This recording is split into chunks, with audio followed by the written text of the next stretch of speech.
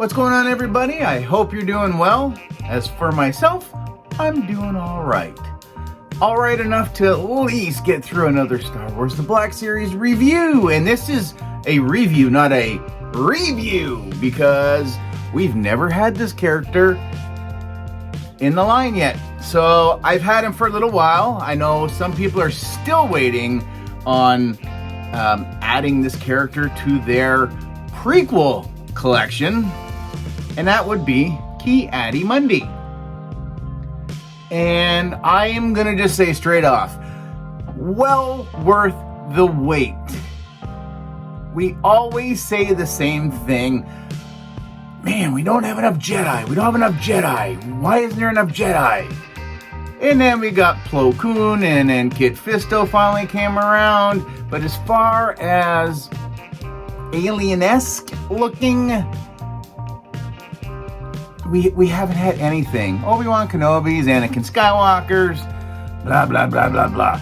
Give me some more of these background, and I couldn't even call this guy a background character. He did have a couple of lines through the 3 films, but kind of a background character, I guess. I'm not sure as far as what's canon and what's not canon anymore, but from what I can remember, he is a Syrian, I think that's how you pronounce it, C-E-R-E-A-N, Syrian male.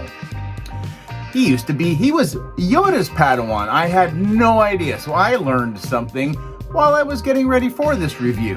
So yeah, he was Yoda's Padawan, and he had one of the, maybe the only or very few, was that the Jedi Council, whatever the higher-ups, allowed him to have a wife or wives, because his species was like almost not to the brink of extinction, but very low populations of Syrians. So he was allowed to help bring new offspring around. So he had 5. He had 5 wives. Man, how this guy had time to be a Jedi Knight, Jedi Master at the same time as having 5 wives, I'll never know. I've heard that he nearly lost his life in a battle against General Grievous. And then I think that resulted in the slaughtering of his entire family. I don't know if it was specifically with Grievous, but that happened. He fought Asajj Ventress as well. So he's been around. So as I've been hyping him up, let's have a look at him. So like I said, we've been waiting for more and more and more Jedi alien creatures to help fill things out in the gaps in the collection. And you know what? I am fine that it's taken this long for us to get Ki in the line. So, like, look there, like his boots. I'm not sure. I don't think there's probably any reuse with this character so far. He does have all the, again, the new articulation points with the single joint on the knee. I'm not sure. Let's actually see.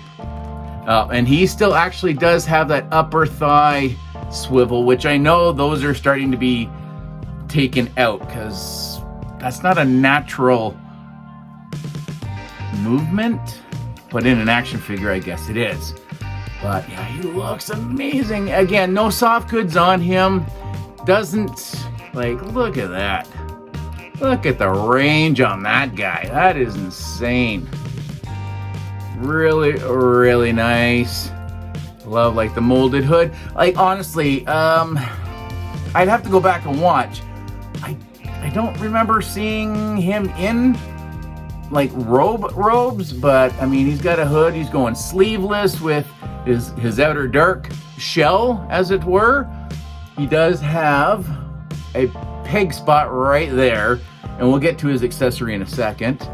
Yeah, very, very subtle.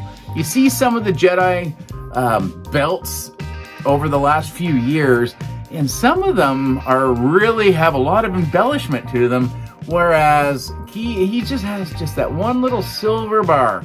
There's really nothing else going on with that wrap at all. And it's just very nice and clean. Like I said, I love the boot look as well. That is that's a separate swivel point, which again, not a natural thing, but hey, we'll take what we can get. But like overall, what a beautiful looking figure. Could probably be a top 10 figure of the year. And we still got like 6 months to go. So I'm going to put Ki down for half a second. And we're going to take a look at his one and only accessory. Because, hey, he is a Jedi. And this is Star Wars The Black Series. So we're used to not getting a whole lot. And, whoop. Nearly lost it. Whew, let's try that again. And we have his lightsaber. So again, he's a blue. He wields the blue blade. His hilt, again, very plain. One little black dot right there. And the rest of it's silver. Yeah, it's not crazy. Again, ooh, this one's actually quite nice. You can kind of see the points on there. Okay. Now, 99.999% of the time, I usually never pose my Jedi, or Sith for that matter, with just the blade. Well, just the hilt, sorry. But, who knows? Maybe I might display him this way. I don't think so. He does have a spot up top right there beside his Galactic Marine, which is kind of appropriate considering they were the ones that slaughtered him on my Gito back when Order 66 happened. So yeah, he got just gunned down like brutal. And then that was it. We did recently see a lot younger version of Ki Adi Mundi in Star Wars The Acolyte. So, dang, has he got some years on him. But then again, you look at him when he comes to, I don't even remember if this is episode 3? I didn't say the box, so there you go. But, you know, he's rocking. He's got the weight going on, right? So, yeah.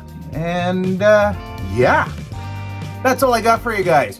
So, Ki Adi Mundi, obviously, if you are filling out the ranks of, like, your troopers and you're trying to match troopers to go with their Jedi generals, whatever you have, amazing. Now they just need to give us some official Galactic Marines in the Black Series lineup so we can kind of stock his ranks, as it were. That's all I got for you guys on this one. So as always, comment, share, like, subscribe, all that usual YouTube mumbo jumbo. Ki and I will catch you guys in the next review. Later, eh?